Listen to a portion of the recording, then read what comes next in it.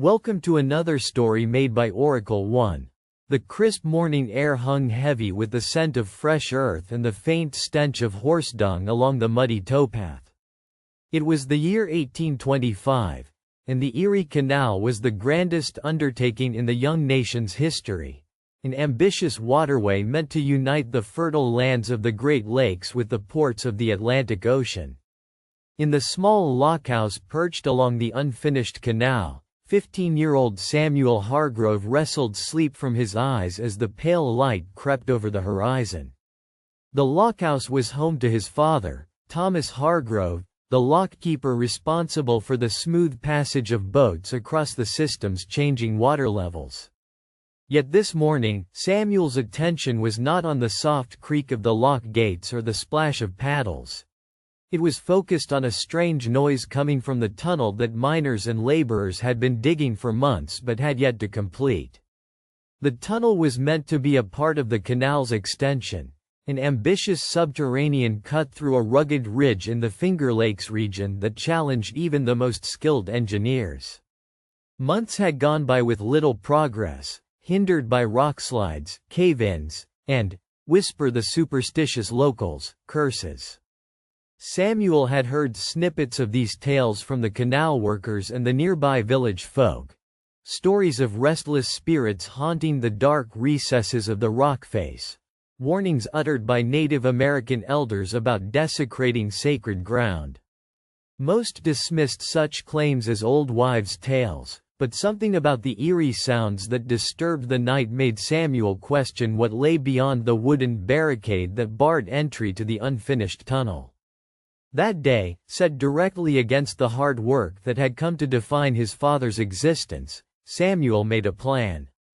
After breakfast, he told Thomas he would accompany the canal foreman, a gruff man named Jedediah Clark, on an inspection of the new lock upstream. In reality, he intended to linger after the group departed and investigate the source of the mysterious sound for himself. Samuel's approach to the entrance of the tunnel was cautious. The wooden gate was worn, the iron hinges rusting from years of exposure.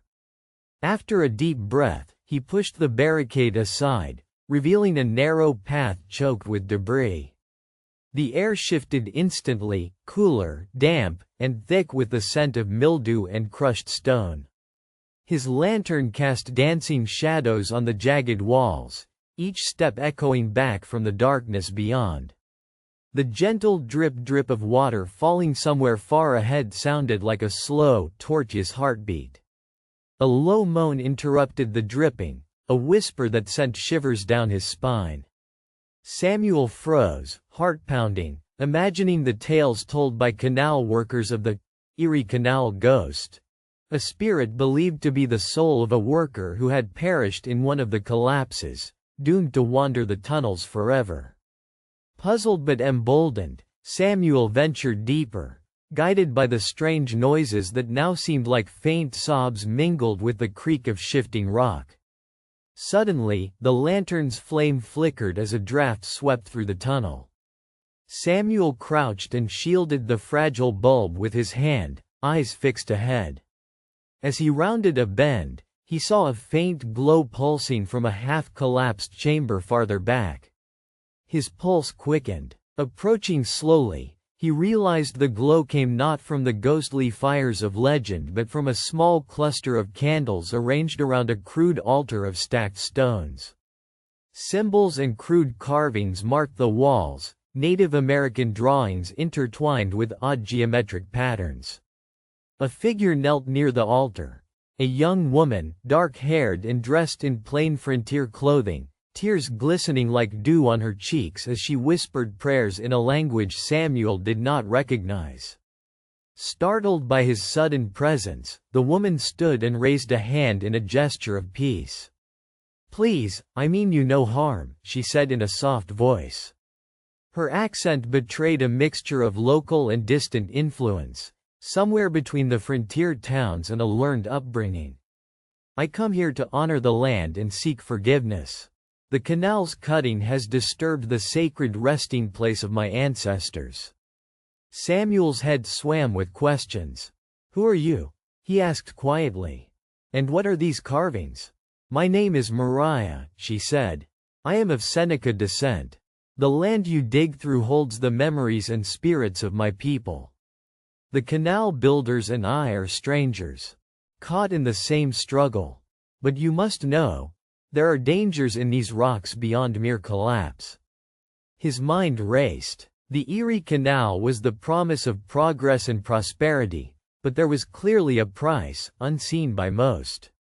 "I heard noises," Samuel admitted. "They scared me." "Was it you?" Mariah nodded. "Some nights I come to speak with the spirits, to calm the unrest. The noises are voices, the echoes of tragedy and sorrow. If we do not listen, we risk madness and injury. You, Samuel, you have the gift to hear them." The boy was stunned. How could this woman know his name?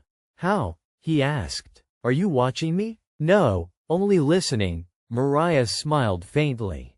"Your father respects the land and has kept you safe far longer than you realize. But you have questions, and I can help you find answers." For the first time that morning, Samuel felt the weight of destiny upon his shoulders. He nodded slowly. "Show me. Teach me." Over the next days, Samuel visited the tunnel in secret. Mariah taught him the ancient stories of the Seneca, tales of creation, the sorrow of forced dispossession, and the sacredness of the land they called home. She showed him how to interpret signs in the cracks of stone and listen to the whispers of the wind through the tunnel mouths. They worked together to clear fallen debris and make the site safer for the canal workers. Samuel's fear turned to reverence, and his eyes opened to a world beyond the bustling energy of boats and lock gates. One afternoon, Mariah shared a vision she had seen in a dream. The spirits demand a gesture, a reconciliation. The canal must not only break earth but heal wounds. A marker must be placed at the tunnel, honoring the ancestors and the new path. Determined to bridge worlds, Samuel approached his father with the idea. At first, Thomas Hargrove was skeptical, a pragmatist loyal to the engineers and their plans. But seeing Samuel's earnestness and hearing Mariah's quiet wisdom, he agreed to speak with the foreman, Jedediah Clark. The meeting was tense. Clark was a man of progress, dismissive of superstition and native claims.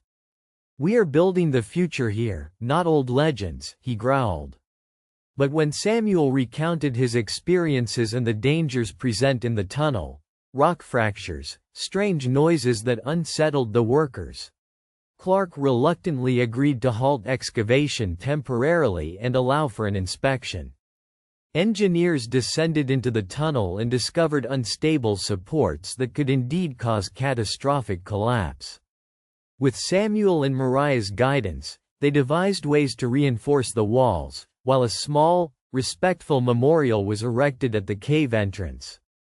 It included symbols from both Seneca traditions and the new American ideals, a blending of worlds. Word spread, and soon workers spoke not of ghosts with dread but of the newfound ally who walked between realms. Samuel became a liaison of sorts, a bridge between the emerging nation and the land's ancient spirits. The Erie Canal was completed with this newfound respect. Boats glided through the locks, the tunnel safe and sound, a symbol of progress tempered with humility. And at night, near the waters of the canal, sometimes the faint sound of voices mingled with the splash of oars, a reminder that history is not just built on stone and timber, but on listening to those who came before. Years later, Samuel, now a man, would carry the memory of those days deep in his heart, the lessons of the Erie Canal ghost, the girl who taught him to hear the whispers of the earth, and the promise that progress need not erase the past but honor it. For more stories, like and subscribe.